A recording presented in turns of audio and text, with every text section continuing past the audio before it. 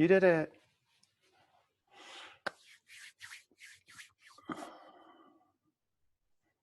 It's a little bit anticlimactic to have that moment in your bedroom. That's okay.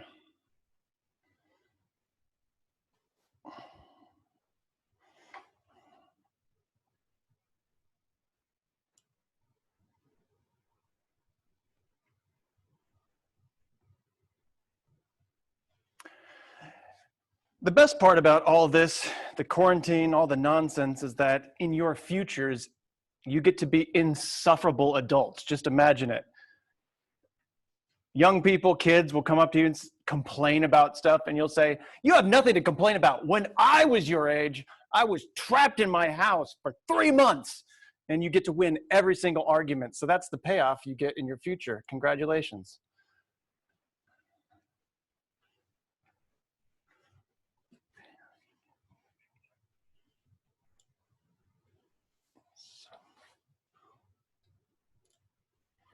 We're doing pretty well in numbers. That's 30 people.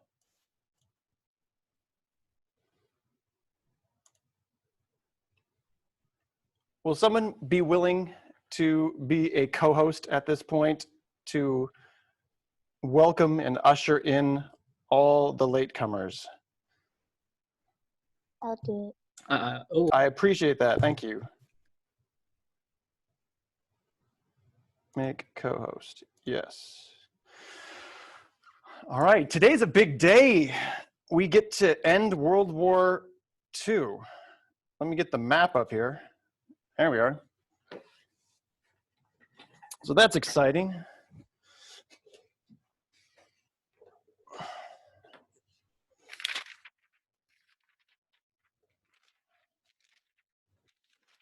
This is section 4. We're going over it today. We saw the first moments of the war pivoting in the previous sections. So let's remind ourselves of those moments. In the Pacific, what is the first moment where the Japanese expansion stops and the Allies begin to encroach on the Japanese territory? What is that moment? Do you remember that moment? It is the name of a battle. Either say it out loud or write it in the chat. What is that moment in the theater of the Pacific where the Allies start to push back and the Japanese stop expanding? Almost the middle point of that war.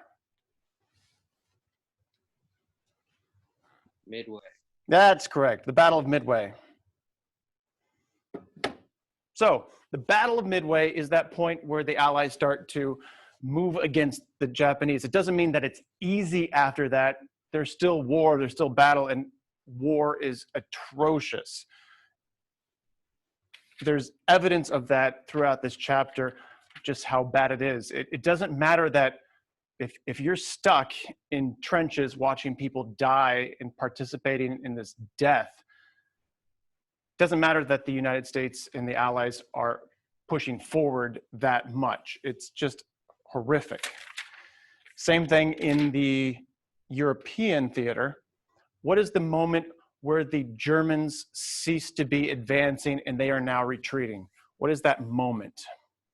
And it's less a defined moment, it's more of a process, but what would you classify that or characterize that as? What's the time period where the Germans start to retreat? What causes that?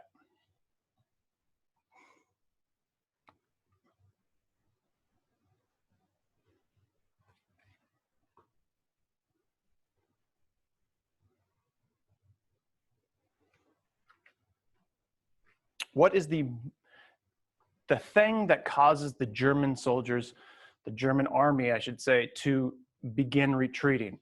They've ceased expanding, and now there is an entity pushing them back. What causes that? And it's important to know so that we can frame the war. We know what the processes are. I'm not big on you memorizing a list of 100 dates so that you can put everything in order. often the order is only important in that it shows the relationship between events. So I'm more interested in you understanding the relationship of events. What causes the Germans to start retreating? What is that moment? Ideas?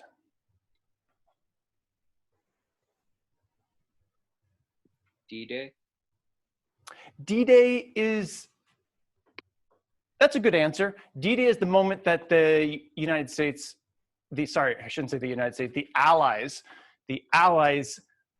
finally carve out a presence in Europe, in mainland Europe. But I would argue the more defining moment, maybe not more defining, we don't need to sit here and rank moments of the war. Let's say it this way. What's another one?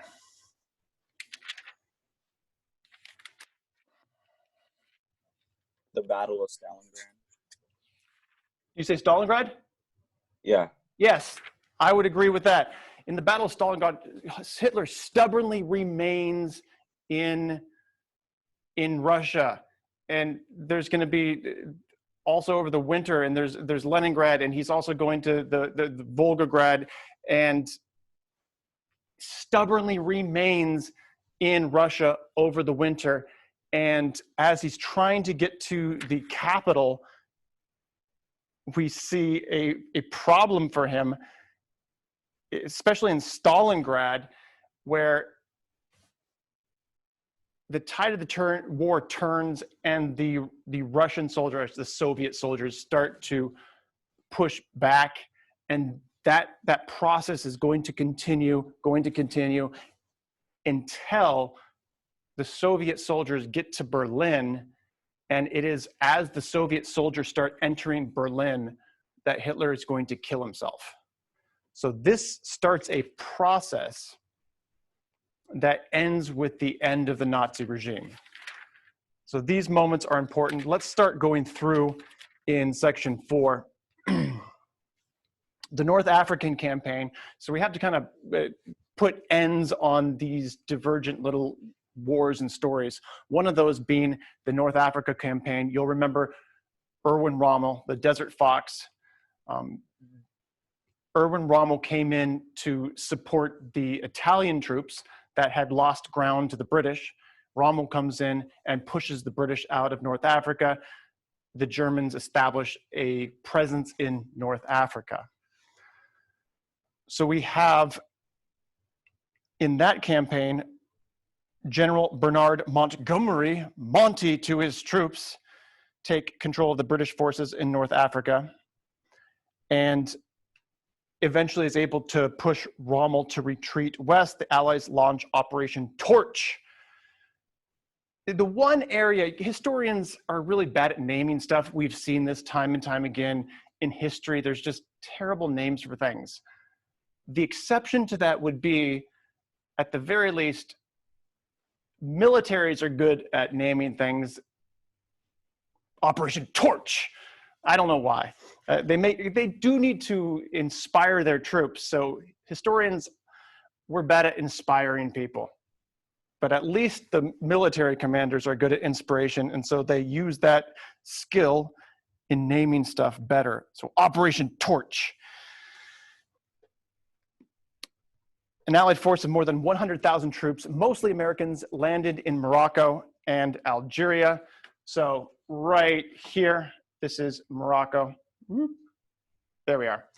Morocco, you'll remember the Moors, Muslim peoples who had occupied part of the Iberian Peninsula way at the beginning of this class period. Not class period, this class. American General Dwight D. Eisenhower leads the force. So we have Montgomery's force, Eisenhower's force, and caught in the middle is Rommel's Africa Corps that is finally crushed in 1943. This, please note, this is before D-Day. So before the Allies can actually land on mainland Europe, some of the peripheries the Allies are tending to. We also have the battle for Stalingrad. So you could say that this was an early moment, an early turning point. We go back in time a little bit. The Battle of Stalingrad begins on August 23, 1942. The Luftwaffe went on nightly bombing raids that sets much of the city ablaze. This is after the German attack on Moscow that went over the winter. So that happens in 1941, late 1941, and then 1942, because the winter happens during the changeover where you have to learn a new date. Anyway, after this, the summer arrives. Hitler sends a Sixth Army under the command of General Frederick Paulus to seize the oil fields in the Caucasus Mountains. The army was also to capture Stalingrad, now Volgograd. It's now called Volgograd because after Stalin, people didn't really like Stalin, so they took the name away. The Battle of Stalingrad begins August 23, 1942. And by early November 1942, Germans controlled 90% of the ruined city. This is where we see a very Russian strategy. As the Germans control 90% of the city, another winter sets in. So winter, again, has been a problem for Hitler, where he is stubbornly enduring this. On November 19, Soviet troops outside the city launch a counterattack, and they close in around Stalingrad and trap the Germans inside and cut off their supplies. General Paulus begged Hitler to order a retreat. Based on what we've seen from Hitler in the past, we can assume that Hitler will say no, and we would be right there. He did not allow retreat when the Germans were marching on Moscow. We don't see the capacity for accepting retreat. There's no sense of live to fight another day. It seems that he believes any defeat reflects poorly on him, and he refuses to let that happen. On February 2, 1943, some 90,000 frostbitten, half-starved German troops surrendered to the Soviets. These pitiful survivors were all that remained of an army of 330,000. Stalingrad's defenses had cost the Soviets over 1 million soldiers. The city was 99% destroyed. However, the Germans were now on the defensive. So this Battle of Stalingrad is critical. We see the lead up to this a whole year previously, as the Germans are marching in to Russia. They fight Leningrad. They can't quite capture it. They hunker down and try to fight Moscow. They endure the entire winter. Hundreds of thousands of Germans die. Many, many, many Soviets. Remember, the ability of the Soviets had been in World War I to just have more people, and that's still true in World War II. They just keep throwing wave after wave. In World War II, more Soviet soldiers are going to die than any other country. It is just, it's appalling the amount of death that the Soviets are forced to endure to defeat the Germans. After the Battle of Stalingrad, Stalin continues to urge. So he says, hey, allies, we did it. We got the Germans on the run. Come help. Send us reinforcements. Now, this is going to be an important point later, because this point right here is going to lead to bad feelings between the Soviets and the Allies. Stalin says at this point, we got the Germans on the run, help us. But you will remember that early on, Germany had moved to control areas here and areas here. So it was difficult to get troops into Russia, to get supplies into Russia. It was difficult. That doesn't mean it couldn't have been done, but the Allied leaders decide that what they're going to do is first, before they do that, they're going to use their military in some easier to conquer regions. They decide to go in the soft underbelly, Southern Europe. They felt that the Italian defenses were weaker, so they go there first. They invade Italy first. So Stalin over there in Russia, over there, I'm pointing, Stalin over here in Russia feels like he has an advantage, and he calls in the Allies for help. And they say, hold on 1 second. You have endured more than a year of devastation, and millions of troops have died, and you finally got these people on the run. But hold up. So that's how Stalin perceives the actions. You could say on this side that you also have the Allied saying, we're not quite ready to do it yet. I will not sit in judgment here of this decision. War makes all decisions that much harder. So the Allies push into northern Italy, which is right there. There's Italy. They push into the soft underbelly of Europe, and they are able to overthrow Mussolini. His death, let's see, here we go. April 27, 1945, Italian resistance fighters ambushed some German trucks near the northern Italian city of Milan. Inside one of the trucks, they found Mussolini disguised as a German soldier. They shot him the next day and later hung his body in downtown Milan for all to see.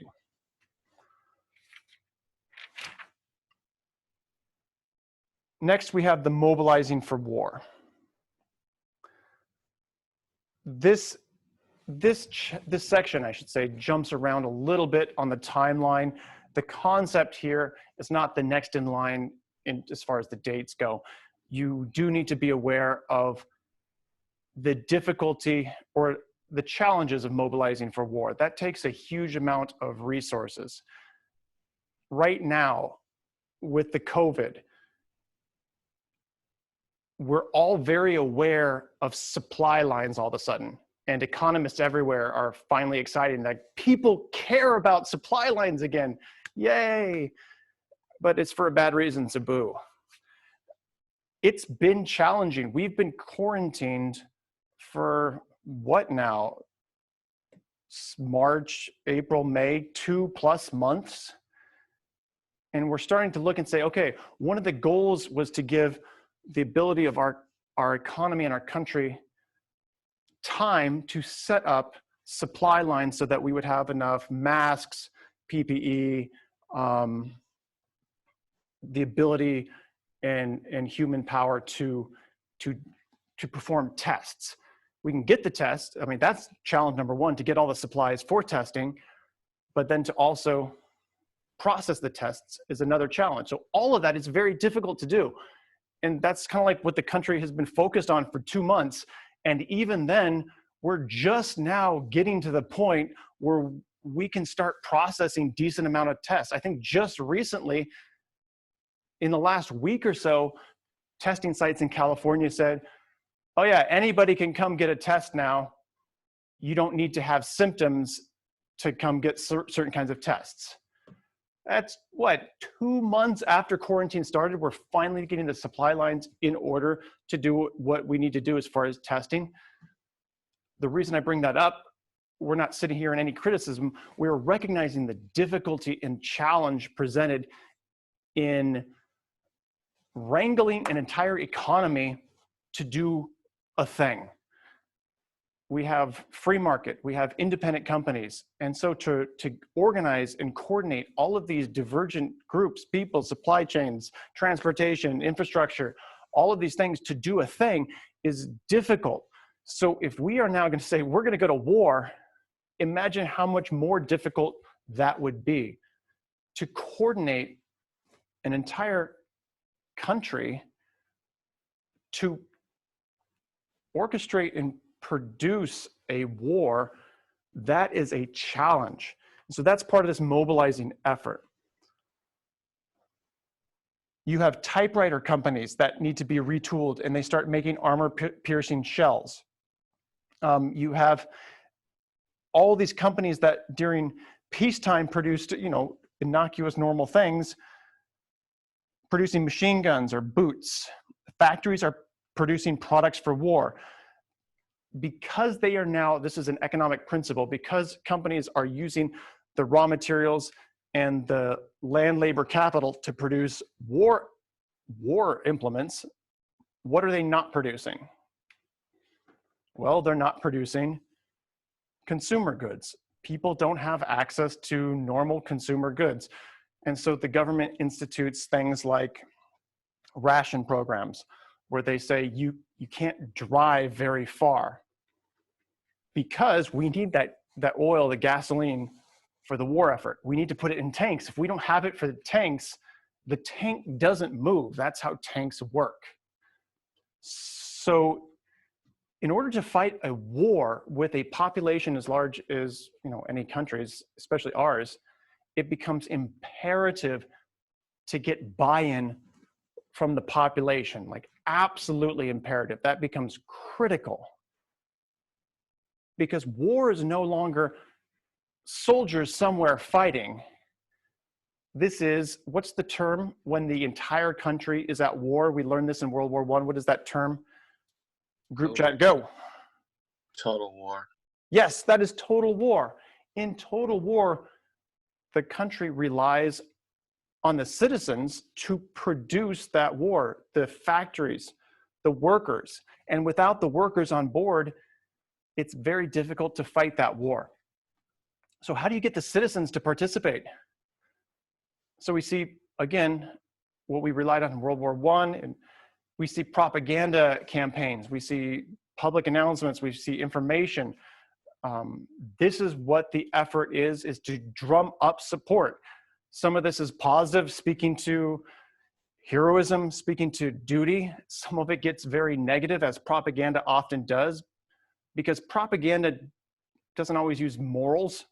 It just decides whatever works. We need to achieve this end.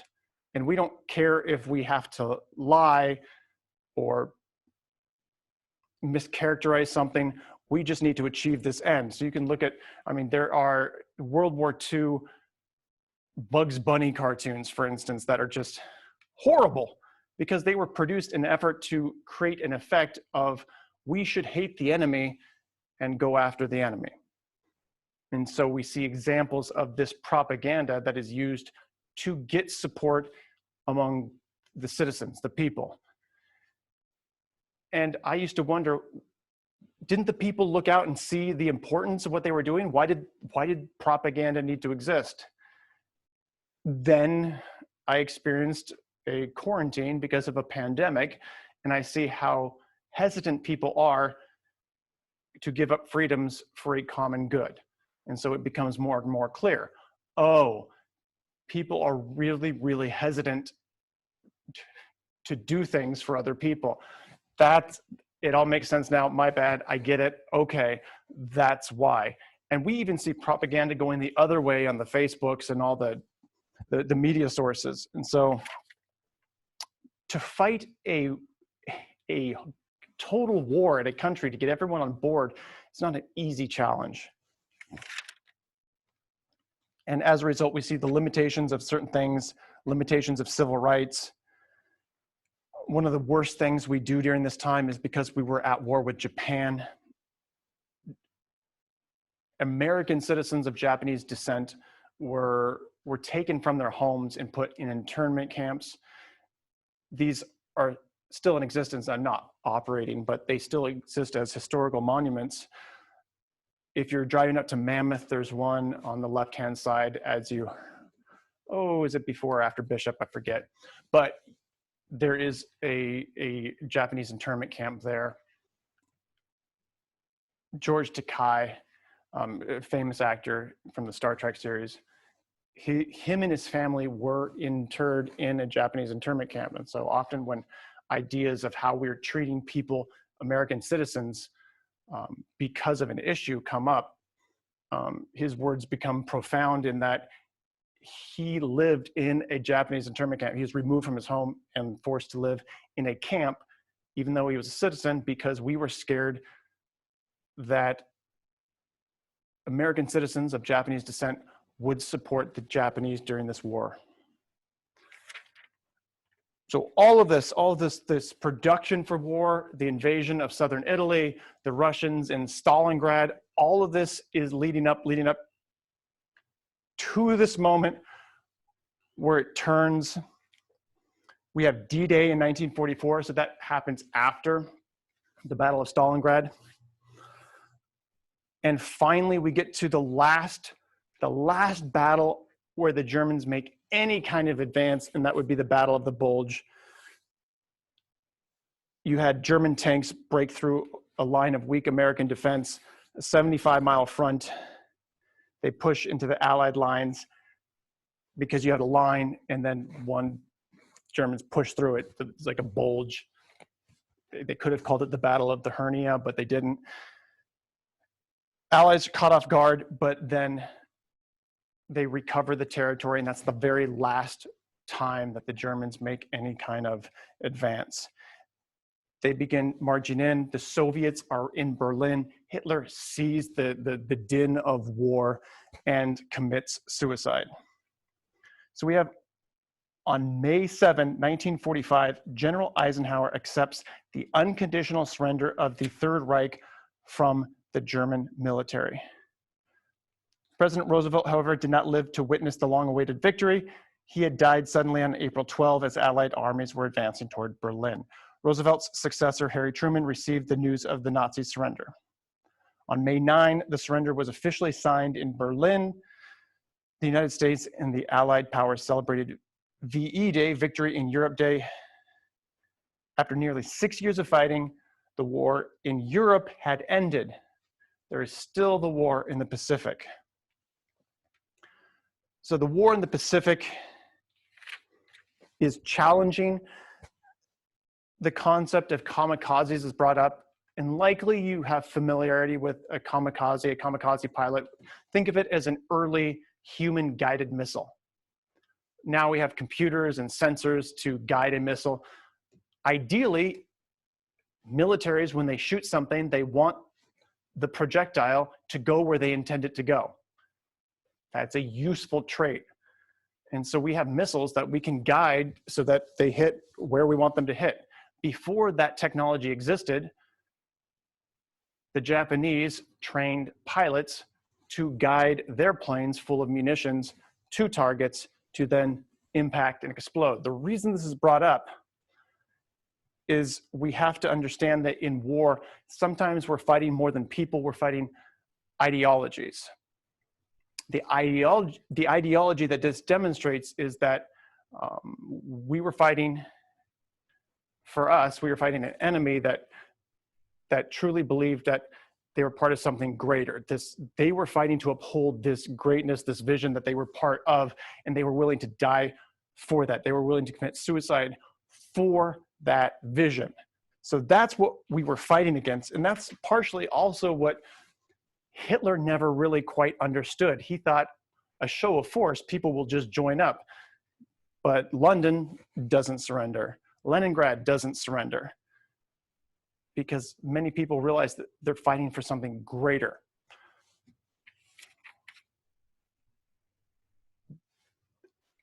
We have, in the Battle of Iwo Jima, one of the last battles here, American Marines took Iwo Jima, an island 760 miles from Tokyo. They move onto the island, only about 350 miles from southern Japan. The Japanese put up a desperate fight. On June 21, one of the bloodiest land battles of the war ended. The Japanese lost over 100,000 troops, and the Americans lost 12,000. And so the president then is given this choice. And when decisions come to the office of the president, they are almost never easy. I'm double checking on the time to make sure I don't go over. We're good. So when decisions get to the president's desk, that means everybody before the president couldn't decide, make it pass up. If it's an easy decision, someone down the line makes it. But decisions that get to a president's desk will almost always be problematic for someone. Presidential level decisions often deal with issues where you're trying to decide which is less bad. And those are very, very difficult decisions to make. I'm saying that right now because here's the decision that Truman had to make. They they believe their projections were that the United States would likely eventually defeat Japan. The United States and the Allies would be able to finally, if they fought long enough, but it would take a while. And in that time, as the fighting continues, death happens. That's the effect of war. Death happens. People continue to die. Body counts continue to add up. So the military commanders present Truman with this option. We have a new weapon. It is a bomb. It is a nuclear bomb that when dropped, it will have devastating, it's a bigger bomb than we've ever seen in warfare before. If we drop these bombs in the city, it will cause so much chaos and destruction that Japan will surrender. So the decision is this: should we use the bombs on cities that will have a huge amount of civilian casualties, or should we keep fighting? And our projections are that over time, more people will die if we keep fighting it out using normal conventional weapons than if we drop nuclear weapons on the city center, killing civilians, not soldiers. And so that was the decision that Henry Truman had to make. Eventually, the country decides to use nuclear weapons. So we dropped 2, Hiroshima and Nagasaki. So we dropped 2 nuclear bombs on 2 cities. The effect is devastating. Instantly, you have 70 to 80,000 people die in the attack. 3 days later, the second bomb dropped on Nagasaki. 70,000 people were killed immediately. Then we have radiation from that killing people after the fact, and health cancers as a result of it for years and years and years and decades after that. But it does work. Japan surrenders to General Douglas MacArthur immediately following the bomb. And so it works. And I'm not asking you to say what the right call was and the wrong call was, but that's the situation. War leads us to be forced to make decisions such as that. And that, as much as anything, should be a call to avoid as much as possible war. But World War II, we use it as many, many, many examples, because why did it take the US so long to get into World War II? Because we were trying to avoid war. And that's why I'm really not trying to tell you what to do in this sense. I'm trying to make you aware of the complexities and challenges presented by war, the moral dilemmas, how problematic everything was. We try to avoid the war. The war comes to us, and it allows Hitler to expand bigger than he would have if we had stopped him sooner. Okay, that's bad. So we fight the war. Lots of people die. That's bad. Now it gets to the point where we have to decide, do we drop bombs on cities full of citizens, or do we keep fighting a war? And that's 6 years of fighting lead up to a decision that terrible. And Japan surrenders, and the war is over. With a war that large, we have to figure out, what are we going to do as a result of this? And we have to be careful, because we tried to fix the world after World War I. We tried. Clearly it didn't work, because there was World War II. What's going to happen? And that's what section 5 is going to be all about. That'll be your homework tomorrow. Today, your homework is to finish reading section 4 and to do the group read about that. That gets us to the end of today. You're dismissed. If you have any questions, stay behind and we can chat. But take care. Mr. Herman, Yes. is our test tomorrow?